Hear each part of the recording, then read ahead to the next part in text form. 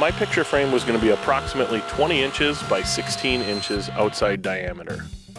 When doing the layout, I tried to maximize the most amount of board that I could use while still avoiding the knots. I then cut the pieces to rough length over at the miter saw. I ran the pieces past the joiner to get one square edge. I then ripped the pieces down at the table saw to 2.5 inches wide.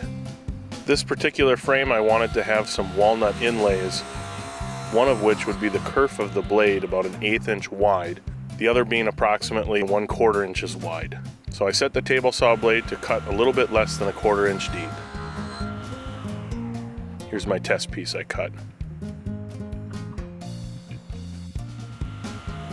Then I ran all the pieces through the table saw.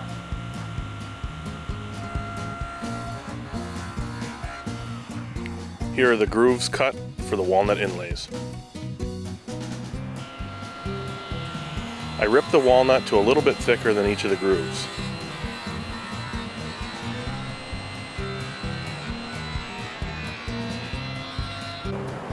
Then a trip over to the surface sander to get the walnut to size. You could also use a planer, jointer, or even a hand sander to get similar results. I cut the inlay pieces to be a little bit proud of the groove. With a little bit of glue, I was able to hammer them in place.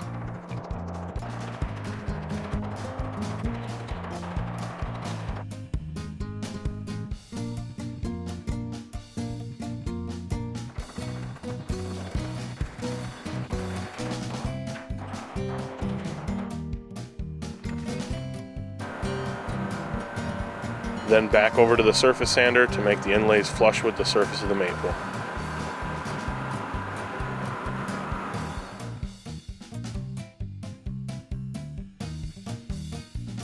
I added a 10-degree bevel on the inside of the picture frame just to give it more of a profile.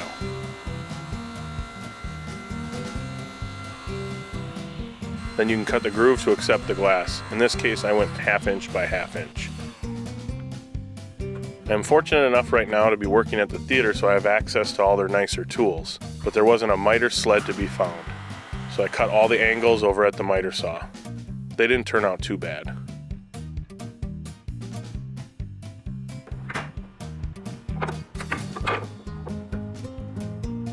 Make sure that you have at least 2 pairs of equal length sides, and that your miters are as close to 45 degrees as you can get them. After gluing up the pieces together, I took them over to the table saw to use the spline jig that I built last week to cut slots in the corners to accept splines.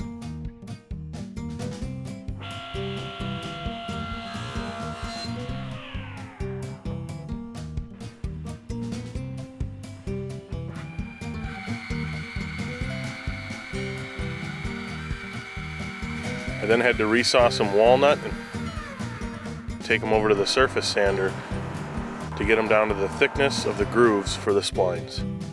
You can then trace them out a little bit oversized, take them over to the bandsaw and cut them out. A little bit of glue and they slide right in.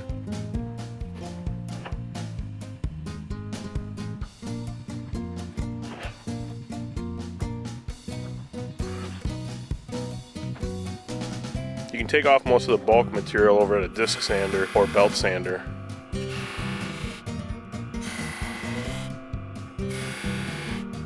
And on this particular frame, I beveled the edges to approximately 10 degrees.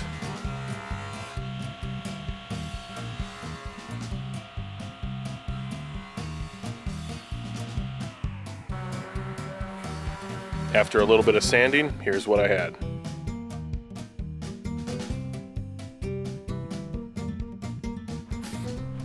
A little bit of spray lacquer to make those inlays pop.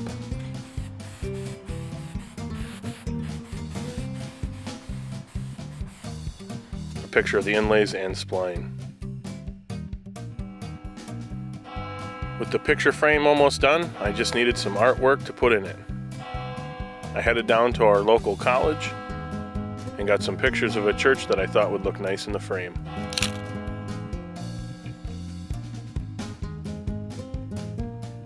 I wanted the photo to look like a black and white hand-drawn sketch. So I brought the image into my editing software, converted it to black and white, converted it to a line drawing, gave it a little bit of a blur, took away some of the edges. In this case I used Photoshop, but I would imagine any photo editing software you could get similar results. And then I printed it out. I didn't want the print to look brand new, so I figured I would experiment with a couple ways to make it look a little bit older. I wet the piece of paper in the sink. I then added some soy sauce for flavor.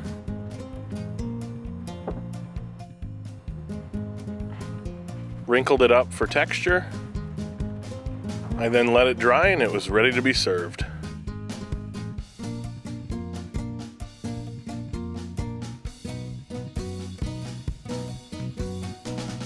I got a framing mat cutter a few years back. Before that, I would just use an X-Acto knife with a straight edge, holding the X-Acto knife at an angle. You get similar results, it just takes a little bit longer. The things you'll break down and buy when you have to frame 9,000 pictures of your kids.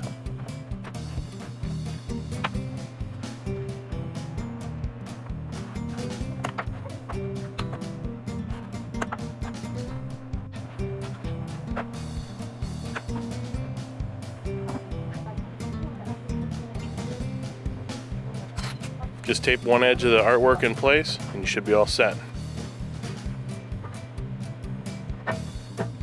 I added a piece of black foam core to the back to keep the artwork pressed up against the glass.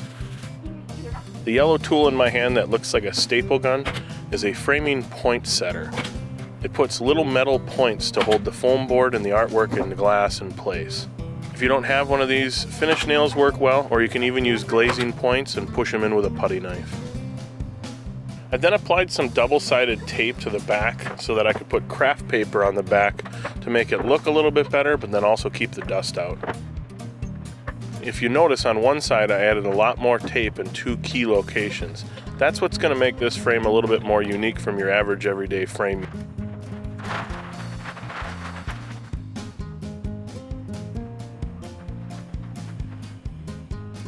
I then pushed the craft paper to crease it so that I knew where to cut.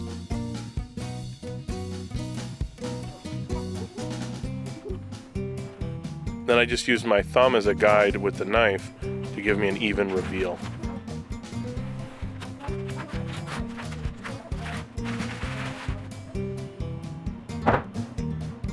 So here it is, all done. The extra tape I had put on the back for the craft paper was to bore two large holes on one edge of the picture frame. These are key to what makes this picture frame unique. Please leave in the comment section below what you think the holes are going to be used for.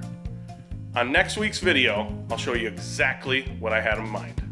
If you enjoyed this video, let me know by hitting that like button, and feel free to share it. If I could turn back time. That's the wrong share.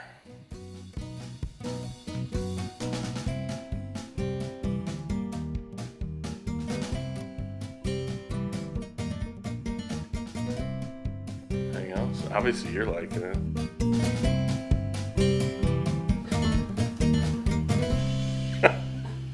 No, I'm getting in. Sorry.